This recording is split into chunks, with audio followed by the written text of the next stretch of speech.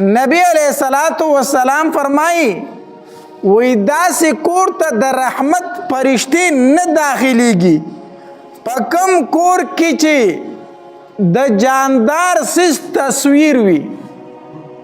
पा कम कोर के चे द जानदार सिस तस्वीर लगे दले वी फोटो लगे दले वी दगे कोर ता द रहमत फरिश्ते न दाखिलेगी। द्वेम नबी अलैहिस्सलाम फरमाई हाँ कोर ता फरिश्ते द रहमत न दाखिलेगी पा कम कोर के चे स्पे मौजूद वी स्पे चे पा कम कोर के मौजूद वी दगे कोर ता द रहमत फरिश्ते न दाखिलेगी।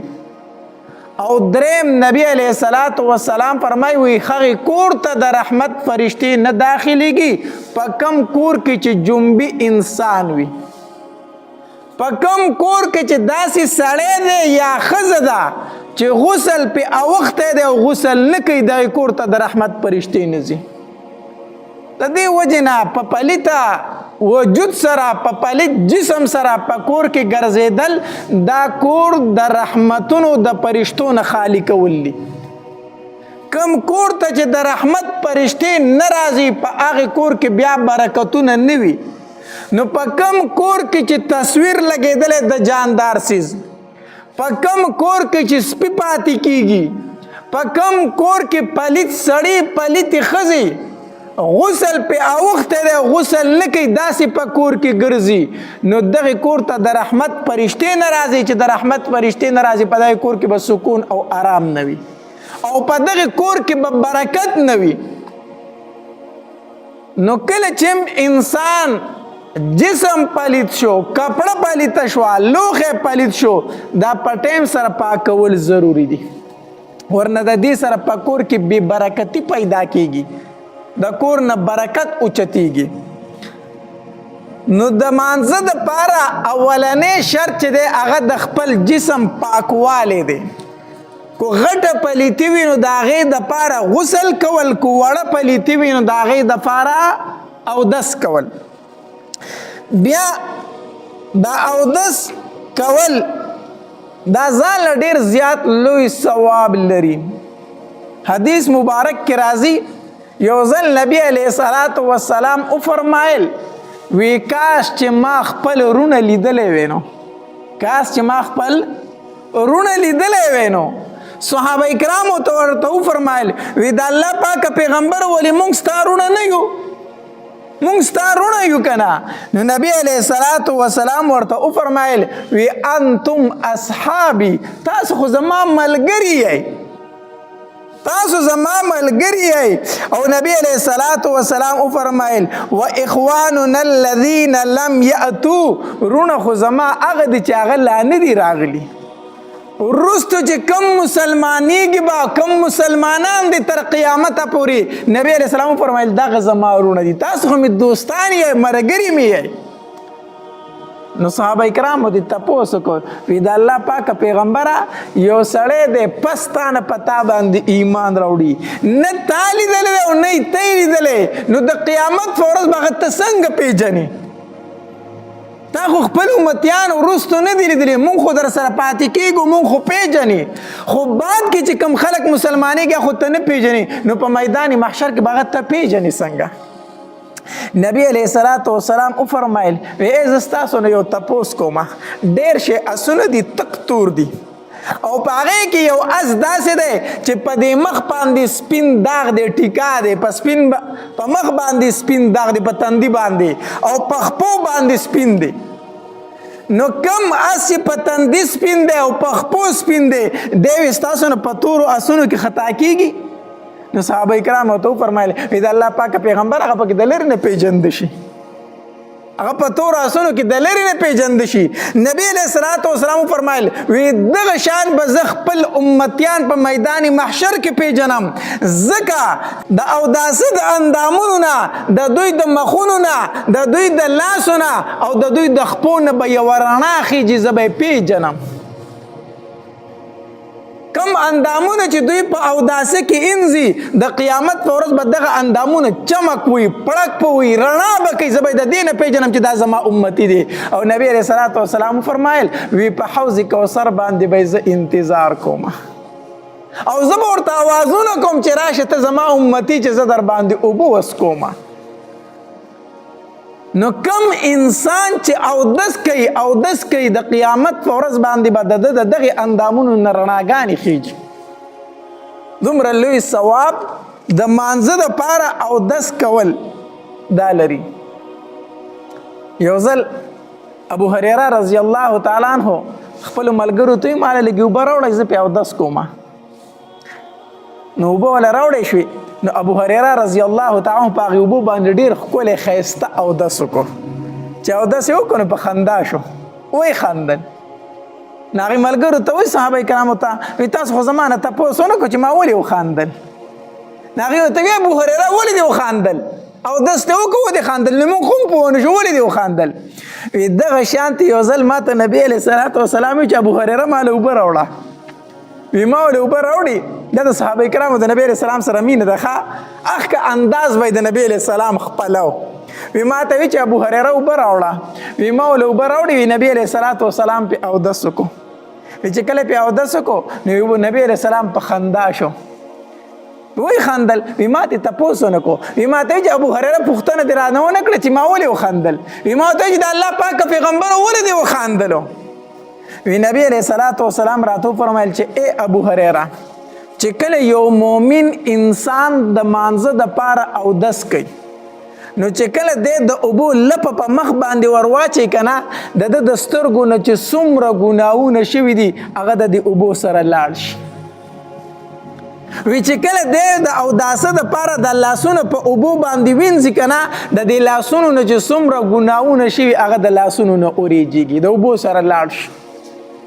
او چې کله په اوداسه کې د خپې وینځي که نه په خپو چې د ده نه څومره ګناهونه شوي که نه هغه ټول د ده نه اورېږي او لاړ شي. بیا بل روایت کې راځي نبی علیه الصلات وسلام فرمایي وایي کوم انسان چې 5 وخته مونځ ته 5 ټایمه اودس وکړي دی د ګناه نه داسې پاک شو لکه د مور نه چې اوس پیدا شو. نو د مانځه اودس کول دومره زیات ثواب لري. انسان دی د ورځې ګناهونه کېږي که نه سترګې دې چېرته بې ځایه ځای استعمال شي، لاسونه دې چېرته غلط ځای ته ورشي، خپې دې سړي ده کله په اختیار او کله بې اختیاره د ګناه طرف ته پې لاړ شي.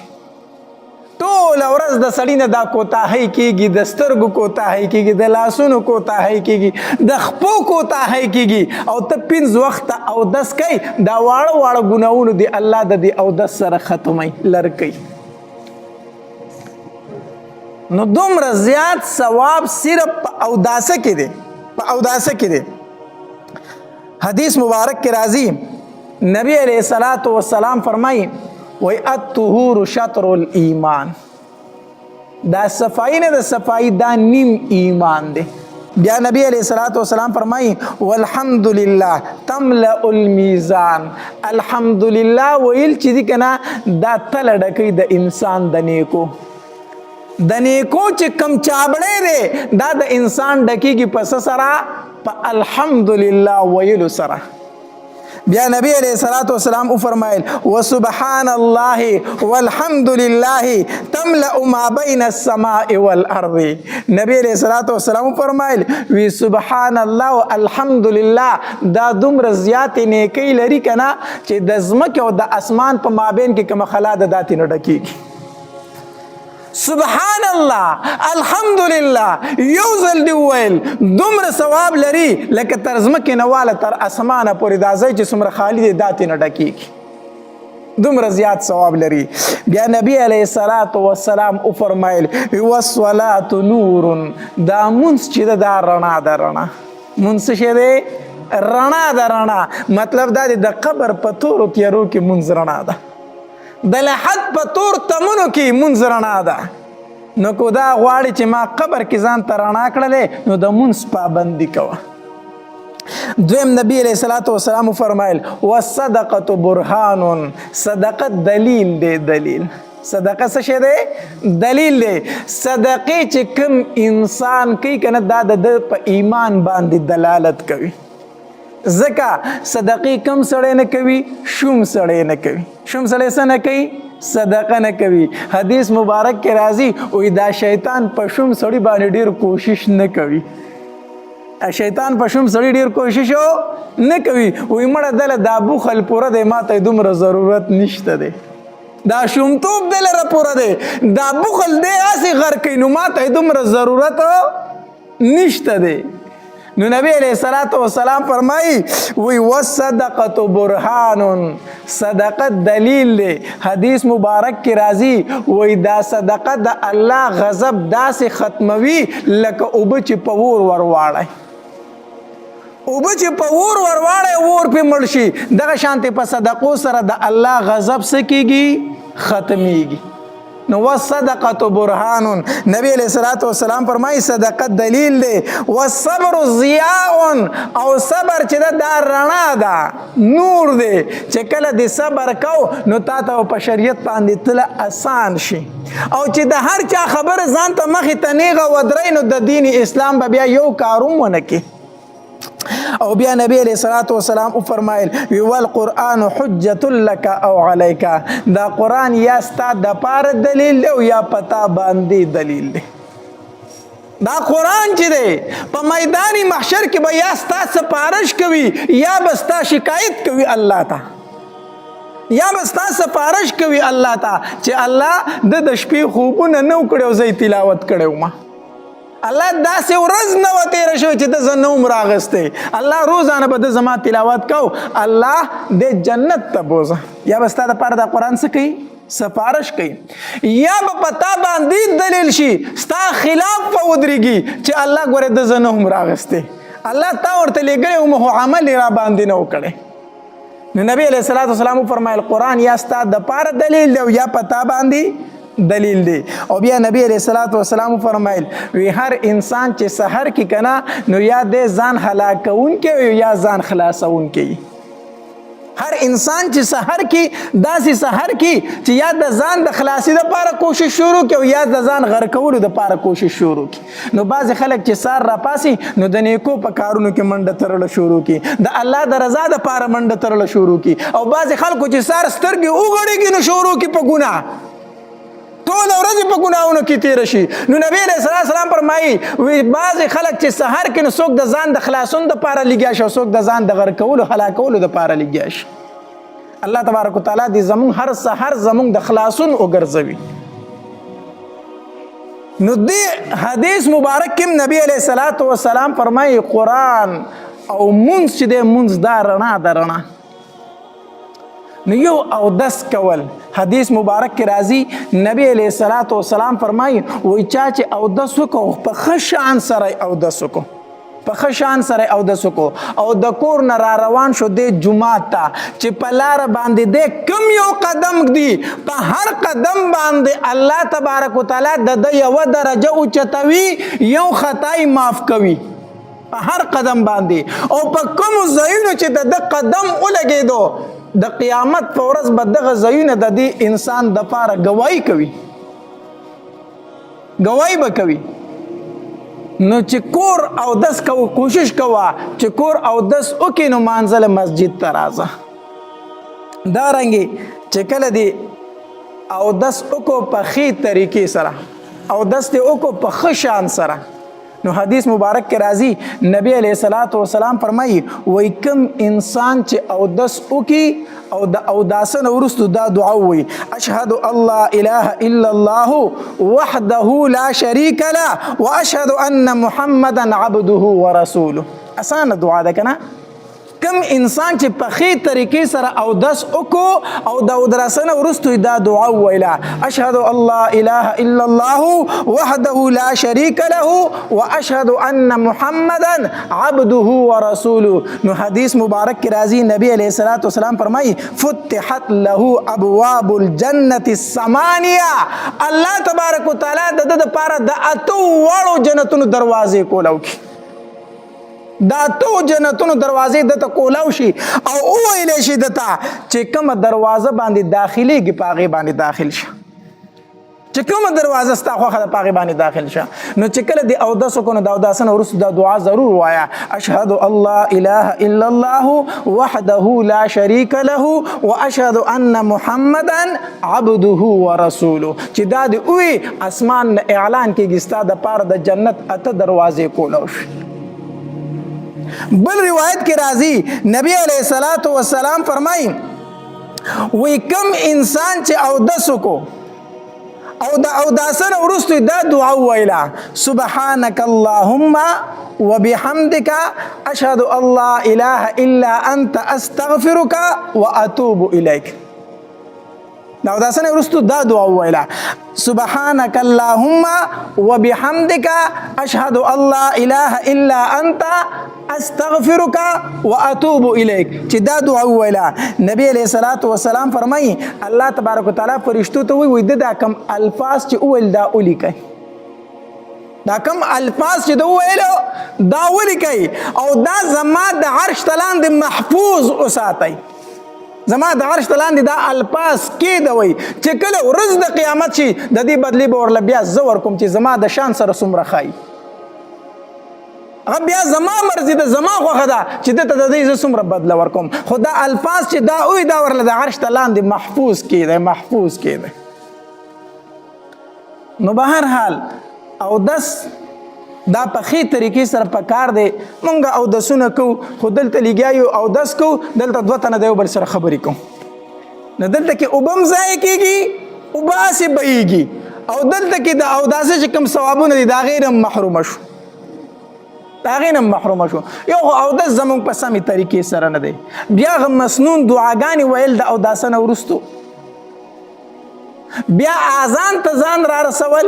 اس مبارک کې راځي نبی علیه الصلاة والسلام فرمایي وای کم انسان چې اذان وکړو او د اواز تر کم ځای پورې ورسېدو کو وچ بوټی دی او کو شین بوټی دی ګټه ده او کو لوټه ده چې د اواز ورته ورسېد تر ورځې د قیامت باندې به دا څیزونه د دې انسان دپاره ګواهي کوي او دغه څیزونه د دې انسان دپاره د مغفرت دعاګانې غواړي. او حدیث مبارک کی راضی نبی علیہ الصلوۃ والسلام به د مؤذن د پاره دعا غوښتله. کم انسان به اذان کو نبی علیہ السلام به دعا غوښتله الله ته ورته مغفرت نصیب کا. الله ته ورته نصیب کا. الله ته ورته مغفرت نصیب کا. مؤذن د پاره به نبی علیہ السلام دعا غوښتله دعا. او حدیث مبارک کی راضی وی مؤذن به په ورځ د قیامت هسک غړی ګرځي. په میدان محشر کې به د سټ دنګې معنی هسکه غړی به ګرځي سروچته به ګرځي ځکه د الله عبادت ته بلنه کړې ده. د الله عبادت ته خلق را بللی دی. نو اول کوشش کوه چې آزان غزوه بدر کې 12 رمضان المبارکو چې د غزا د پاره نبی علیه الصلاة والسلام د مدینې منورې نه را روان شو. ټول کسان د نبی علیه الصلاة والسلام سره 314 کسانو 313 کسان د نبی علیه الصلاة والسلام سره د مدینې منورې نه را روان شو. میاشت د روژې وه 12مه روژه وه. د بېسرو سامانۍ خو دا حالت و چې د 314 کسانو سره صرف 2 اسونه صرف 2 اسونه د 314 کسانو سره صرف 2 اسونه دي او یا پکې اوخانو. یو اس چې دا د زبیر ابن عوام رضی الله تعالی عنه سره او دویم اس د مقداد رضی الله تعالی عنه سره. دا 2 صحابه کرامو چې صرف د دوی سره اسونه. نبی علیہ الصلوۃ والسلام دوی له تقسیم وکړو. په هر وخت باندې 3 کسان مقرر کړو چې وار په وار باندې په یو وخت باندې 3 تنه ځای. یو به په بره ناسي 2 به پیدل رواني بیا به بل په وخت سور شي بیا به نور 2 پیدل رواني. هر وخت باندې 3 کسان نبی علیہ السلام تقسیم کړو 3 تنو ته یو وخت ورکو. نبی علیہ الصلوۃ والسلام په ځان له سره وخت وانه غستو چې زما په کې دا وخت په د بز زما نه د نبی علیہ الصلوۃ والسلام سره په یو وخت کې 2 ملګری دارو. یو حضرت علی رضی الله تعالی عنہ دویم ابو لبابه رضی الله تعالی عنہ. دا د نبی علیہ السلام د اوخ ملګری وو. نو چې کله به د دې صحابه کرامو نمبر راغی که نه نو دوی به نبي علیه صلات وسلام ته ویل د الله پاکه پیغمبره مونږ پیدل ځو مونږ په اوښ نه سورېږو په اوښ باندې به ته ناست یې مونږ به پیدل روان یو مونږ تللی شو نبي علیه صلات وسلام ورته وفرمیل وی نه خو تاسو زما نه چا کوئ چې زه کمزور یم چې تاسو پیدل تللی شئ نو زه هم پیدل تللی شم او نه تاسو زما نه د ثواب ډېر زیات محتاجمن یئ داسې هم نه ده چې تاسو ثواب ته احتیاج لرئ او زه نه لرم او داسې هم نه ده چې زه کمزور یم او تاسو چا کوئ چې تاسو پیدل تللی شئ زه به در سره هم پیدل ځم نبي علیه السلام د خپلو ملګرو سره په اوښ باندې ګورې نمبر کړی دی ښه چې څه فاصلې پورې به نبي علیه السلام لاړ بیا به یې صحابي ته وفرمیل علي رضی الله تعالی ته اوس ستا نمبر دی ته اوښ ته راوخې چې زه به پیدل ځم بیا به چې د ابو لبابه رضی الله تعالی نمبر راغی اوس ته اوښ ته راوخې چې زه به پیدل ځم حالانکه هغه صحابه کرامو چې په نبي علیه السلام باندې خپل سرونه شیندل خو نبي علیه السلام دا نه ده خوښه کړې چې زه دې په اوښ ځم او زما ملګری دې پیدل روان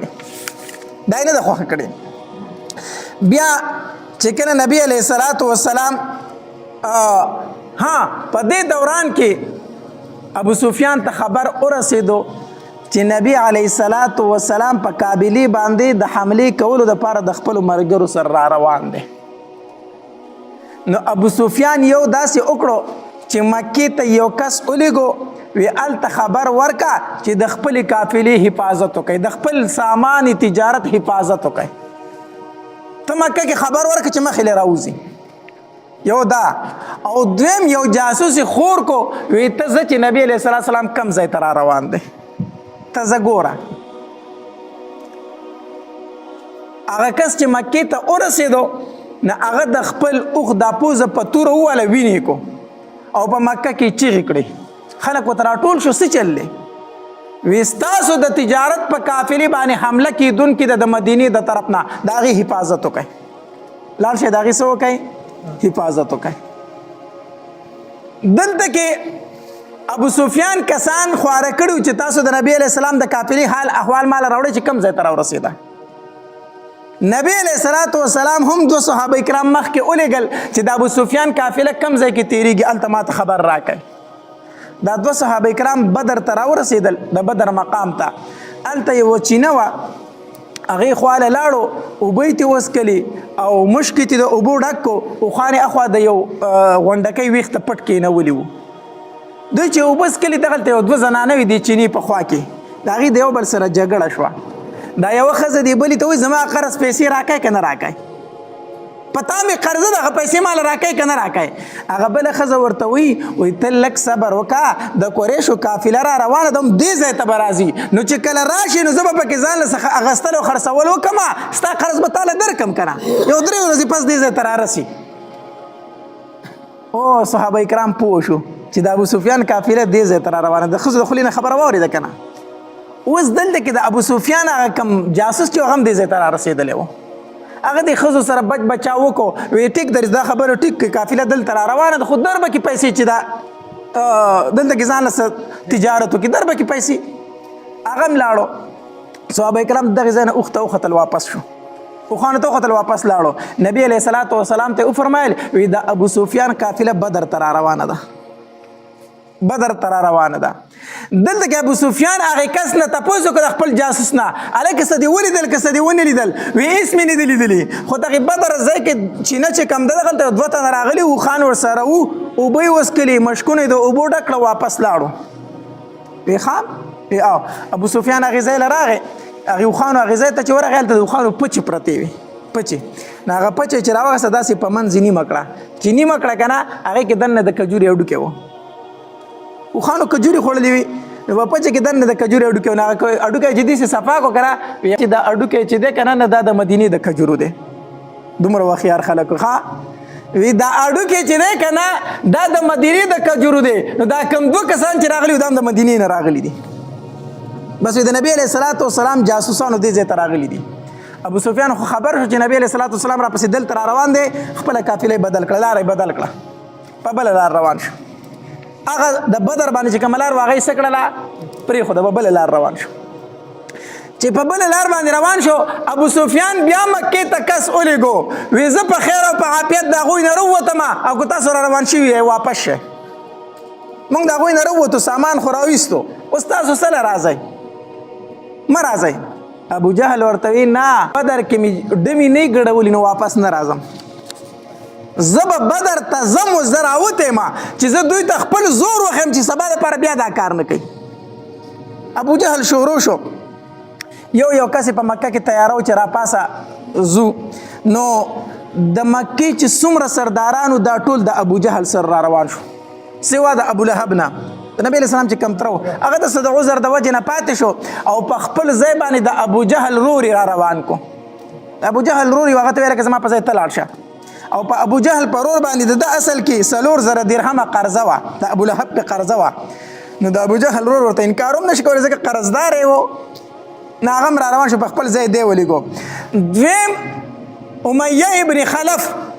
دا هم د مکې په سردارانو کې و دم ابو جهل ته وایي زه نه ځم نه ځم زه تا سره جنګ له نه ځم دم اول انکار وکړو خو ابو جهل پې زور ولګو بیا را روان شو دا بدبخته که نه اول انکار کړی و او د انکار وجه دا وه که نه چې د دې امیه ابن خلف دا سعد ابن معاذ رضی الله تعالی سره دوستی ورورولي و دا سعد ابن معاذ رضی الله تعالی د مدینې منورې دی نو د دې امیه ابن خلف د سعد ابن معاذ رضی الله تعالی سره ورورولي و دوستی و نو چې کله به دا امیه ابن خلف شام ته تجارت لته که نه نو دی به ضرور د سعد ابن معاذ رضی الله تعالی خوا لته د هغه سره به شپه په مدینه کې کوله او دغرنګې چې سعد ابن معاذ رضی الله تعالی مکې ته به راغی نو شپې به بیا چا سره وي د امیه ابن خلف سره د دوی دوستی وه چې د دوی دوستی وه نو یو ځل د سعد ابن معاذ رضی الله تعالی مسلمان شو د هجرت نه وروستو دی مکې ته راغی عمرې دپاره نو چې عمرې دپاره راغی نو د شپه د چا سره وکړه د امیه ابن خلف سره شپه وکړه د ده سره شپه وکړه نو د امیه ابن خلف ته بیا وي ما طواف له داسې ټایم کې بوزه که نه چې په حرم کې څوک نه چې زه ځان له ښه په آزاد زړه باندې طواف وکړم او دویم دا خلک مینې نه ځکه دوی ته پته چې دا مسلمان دی نو بیا به راته تکلیف را رسوي په داسې ټایم کې مې حرم ته بوزه چې هلته څوک نه نو د امیه ابن خلف ورته وی ټیک ده اوس دی کافر دی امیه ابن خلف او سعد ابن معاذ رضی الله څه شوی دی مسلمان شوی خو ورورولي و دوستي وه نو په غرمه ټایم کې دی بوستو په غرمه ټایم کې نو غرمه ټایم کې د سعد ابن معاذ رضی الله تعالی د خانه کعبې نه طواف کو نو په دغه غرمه ټایم کې ابو جهل راغی چې ابو جهل راغی که نه نو د امیه ابن خلف ته وی دا در سره څوک دی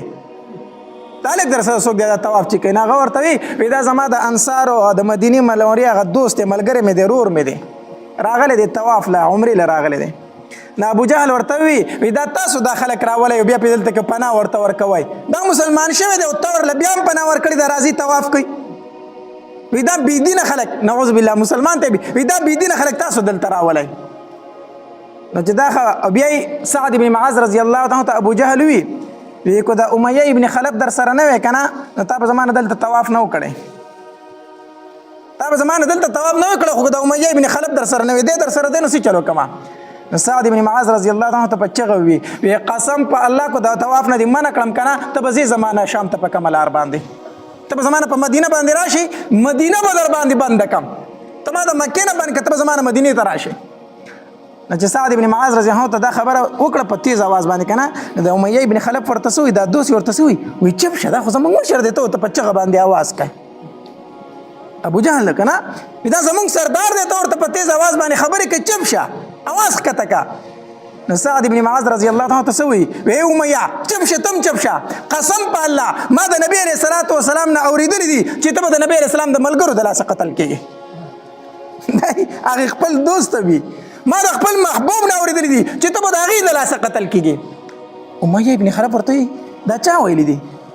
نبی علیه السلام دا خبره کړې ده محمد دا خبره کړې ده صلی الله علیه وسلم سعد ابن معاذ رضی الله عنه او هغه دا ویلی دي د باندې راپې راغی په یاره راغی بس په یاره شو هېڅ یې ونه وی کور ته چې کور ته لاړو نو ښځې ته څه وی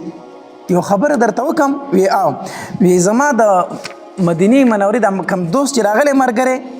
هغه راته یو خبره وکړه پیسې درته وکړه وی دی راته وي چې ما د نبی علیه الصلاة والسلام نه اورېدلی دي چې امیه ابن خلف په زما د ملګرو د لاسه قتل کېږي وی ښه او تا ته هم پته ده قسم په الله چې نبی علیه السلام دروغو نه وي نو ښځې ورته بس اوس خبره واضحه ده بیا احتیاط کوه نو د مکې نه ونوځي ګورئ ګوره دومره پوه وو چې نبی علیه السلام دروغ نه وایي نو ښځې ورته وایي تا ته پته ده چې هغه دروغ نه وایي خو بیا د مکې نه بار ته ونوځي نو ابو جهل چې په ده پسې راغی که نه وی زه غزا له مدینې ته وی چېرته هم نه ځم نو هغه ته خو خپل حالت هغه خبره معلومه وه د مدینې منورې د دوسته وی نه ځم وی ته ولې نه ځې ته د مکې سردار یې چې ته نه ځې نو دا نور خلک بس لاړ شي ابو جهل ورته وایي ته خو سردار یې چې ته نه ځې دا نور خلک بس لاړ شي وی نه ځم امیه ابن خلف بالکل کلک وی زم نه د مکې نه وزم نه ابو جهل ورته څه وویل وی داسې کار وکړه که نه زه تاله د ټولو نه تیز رفتار اس ګورم چې ډېر تیزه منډه وخي داسې اس ته له ګورم او زمونږ سره روان شه چې کوم ځای د خطره محسوس کړه را منډه کوه واپس مکې ته راځه خو په دې موکره سره ځکه اوسه چې خلک پاتې کېږي ستا د وجې نه امیه ابن خلف ورته وی ټیک ده وزم خو در سره وزم خو د نیمې لار نه به واپس راځم ګوره دومره یقین و چې نبی علیه السلام دروغ زه به د هغې د لاسه قتل کېږم نو وی وزم در سره وزم خو د نیمې لار نه به څه کېږم واپس کېږم ټیک د ابو جهل ته د مړه د لارې نه واپس راځه خو اوس را سره ملګری شنو کور ته راغی ښځې ته وی زما سامان مامان تیار که زه وزم ښځې ورته وی د هغې انصاري ورور د هغې انصاري دوست او وروره خبره دې یېره ده سعد ابن معاذ درته څه ویلي وه خبره دې یېره ده وی نه یېره مې نه ده خو زه در زه د کمې جنګ له ځمه زه خو صرف د مکې نه وځم د لارې نه واپس را تښتم خو چې دا خلک صرف وباسم د مکې نه زما د وجې نه خلک پاتې کېږي چې دوی وباسم زه واپس راځم زه در کمې ځمه ښځې ورته وي ټیک ده خو ګورې لاړ نه شي بس دی روان شو چې روان شو کم ځای کې به چې دوی پړاو اچو د به خاص د ځان خوا ته تړو چې زما ته موقع میلاویږي چې واپس تښتمه خو د خدای شان ده او د تقدیر فیصله ده چې ده ته به موقع نه میلاوي ده چې واپس شوی وي ده به ډېر کوشش کو چې واپس راو تښتي خو دومره به د چا په نظر کې و چې نه شو را تښتېدی را پټېدی نه شو حتی تر دې پورې چې دی ورسېدو نو دم ابو جهل ته انکار وکړ د امیه ابن خلف وی زه ستا سره نه ځمه خو ابو جهل په دې باندې روان کو وی زمونږ سره اوس روان شه خیر دی بیا راځه خو چې اوس ستا د وجې نه خلک پاتې نه شي نور د مکې چې څومره سردارانو که نه هغه ټول په دې غزا کې په دې جنګ کې موجود وو د نبی علیه السلام خلاف ووتلو نبی علیه السلام ته خبر ورسېدو چې د ابو سفیان قافله مکې ته لاړه د ابو سفیان قافله مکې ته ورسېدله خو د هغې طرف نه ابو جهل را روان دی او د اسلحې نه ډک را روان دی د مسلمانانو خلاف را روان دی مسلمانانو جنگ له را روان دی نبی علیه السلام مقام روحه ورته ویلی شي چې هغې ته ورسېد که نه نو ودرېد صحابه کرام را جمع کړو چې را جمع کړو نو نبی علیه السلام د صحابه کرامو سره مشوره کوي نبی علیه السلام ورته فرمایي وایي تاسو ته پته ده چې موږ د ابو سفیان قافلې د تجارت قافلې پسې راوتیو هغه لاړه د لاس نه ووتله خو ابو جهل را روان دی سره د اسلحې را روان دی زمون خلاف را روان دی موږ پسې جنگ له را روان دی اوس څه وکړو ما له مشوره راکړئ